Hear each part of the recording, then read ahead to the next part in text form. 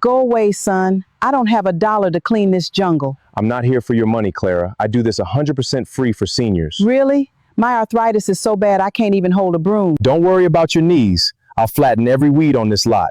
That pile of broken metal has been blocking my emergency exit for weeks. It'll be gone in an hour, ma'am. Watch an honest neighbor work. I was driving through a remarkably quiet suburban neighborhood under a blistering afternoon sun. That made the asphalt shimmer with heat waves when I spotted a modest residential property.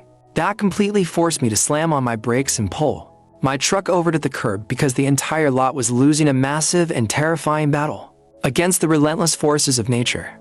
The home itself possessed a classic charm with its brick foundations and sturdy white architecture, but the surrounding landscape had degenerated into a dense wild jungle of knee-high weeds, wild dandelions and overgrown crabgrass that had completely swallowed the front walkway, spilled heavily across the concrete driveway, and choked out the entire perimeter of the house, while to small, highly aggressive signs reading "No trespassing" and "No dumping" stood planted right on the edge of the overgrowth, to make it explicitly clear that whoever lived inside this isolated fortress desperately wanted the rest of the world to stay as far away as possible. I stood by my truck trailer for a brief moment, adjusting my sunglasses and breathing in the thick, humid air before unloading my string trimmer and heavy equipment, determined to find out who was behind those closed doors and if they needed an honest helping hand. As I walked up the cracked concrete driveway past the thick patches of green wilderness, the main front door slowly clicked open and a frail elderly woman stepped out onto the concrete path while leaning her entire body weight onto a rustic wooden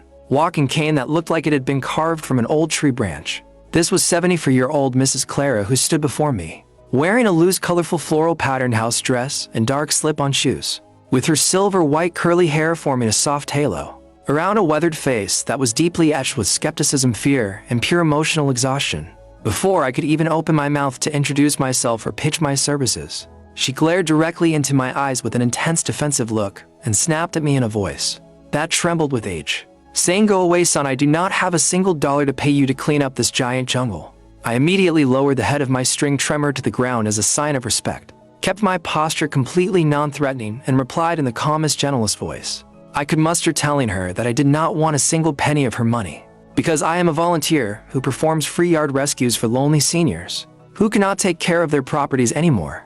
Clara stood perfectly still on her porch, staring deeply into my eyes, as if she was trying to read my true intentions and search for any hidden trap, before her strict defensive wall suddenly began to crack open to reveal a profound vulnerability, as she let out a heavy sigh and whispered that her arthritis was so incredibly bad that most days she could not even hold a lightweight broom to sweep her kitchen floor, let alone manage a yard of this size. Seeing this beautiful elderly soul standing completely isolated and utterly overwhelmed by the chaotic state of her own home truly broke my heart. So I took a few slow, respectful steps closer toward the porch steps and reassured her that she never had to worry about her painful knees or her lawn again, because I was going to flatten every single weed on this lot before the sun went down today. Clara's eyes suddenly filled with a wave of deep worry as she gestured with her wooden cane toward the blind side of the house and told me in a shaky voice that a massive pile of broken, twisted metal had been blocking her side emergency exit for weeks. She began to explain to me that a severe storm a month ago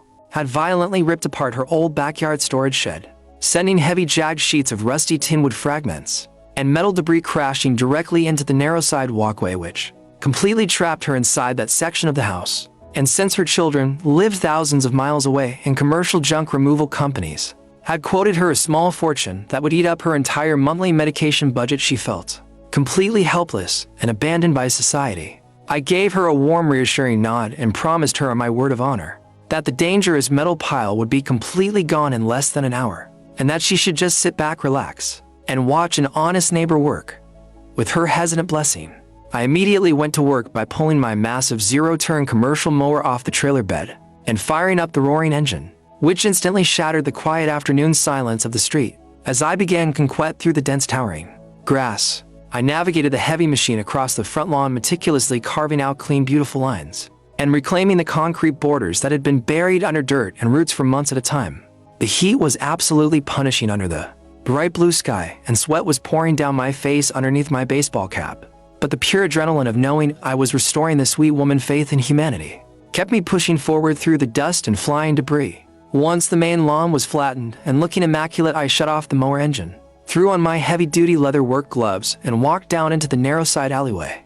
to confront the wreckage of the SBP Naco. It was brutal backbreaking labor as I wrestled with the sharp jagged edges of the rusty tin sheets, lifting the heavy metal frames out of the dirt and hauling them piece by piece over to my truck bed, making sure not to leave a single dangerous fragment behind until the entire concrete emergency exit path was completely exposed, clean, and safe for her to walk on. To finish the job properly, I strapped on my powerful leaf blower and swept through the entire property, blasting away every last stray leaf, dirt clump, and grass clipping from her brick foundation walls, her driveway, and her front patio until the entire estate looked pristine.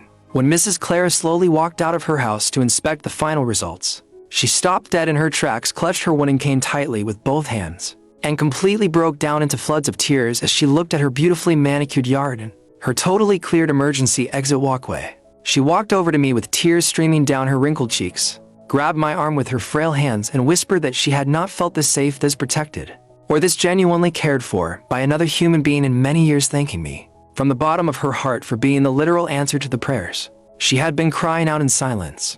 This incredible encounter with Mrs. Clara really highlights how easily our vulnerable elderly neighbors can become completely trapped, hidden, and overwhelmed by sudden property damage after major storms. So it brings up a very serious question that we all need to think about. Do you think local city governments should be legally required to provide a mandatory free emergency debris removal and lawn service specifically tailored for disabled seniors over the age of 70 who live alone, or should the responsibility fall entirely on the shoulders of local community volunteers, family members, and next-door neighbors to keep an eye out for the elderly folks in their area?